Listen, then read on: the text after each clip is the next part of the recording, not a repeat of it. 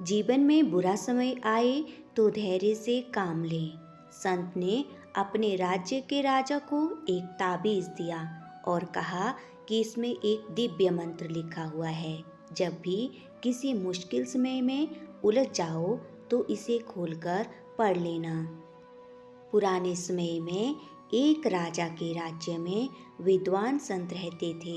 एक दिन संत अपने राजा से मिलने पहुंचे।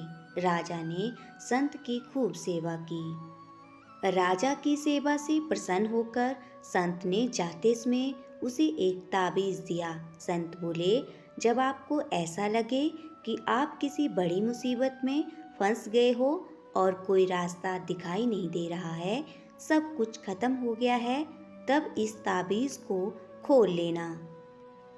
इसमें एक दिव्य मंत्र लिखा है, यह पढ़ लेना, लेकिन इसे बुरे समय में ही खोलना। यह बात ध्यान रखना। राजा ने ताबीज गले में पहन लिया। कुछ दिन बाद पड़ोसी राजाओं ने राजा के राज्य पर आक्रमण कर दिया। शत्रु काफी ज्यादा थे, राजा अकेला था। इस वजह से उसकी सेना हार गई। किसी तरह राजा अपनी जान बचाकर जंगल में भाग गया। वह एक गुफा में छिप गया।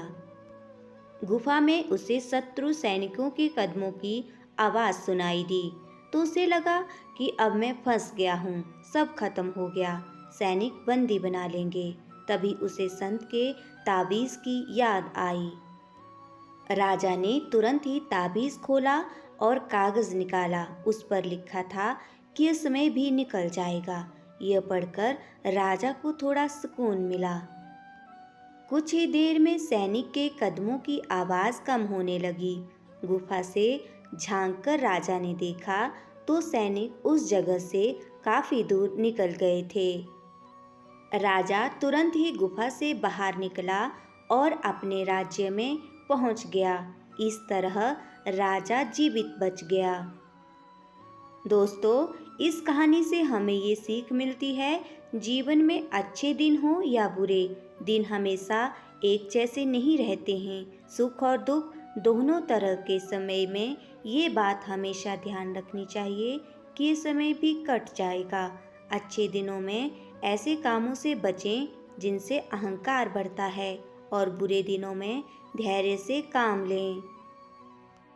हेलो मेरे प्यारे दोस्तों, आपको ये कहानी कैसी लगी?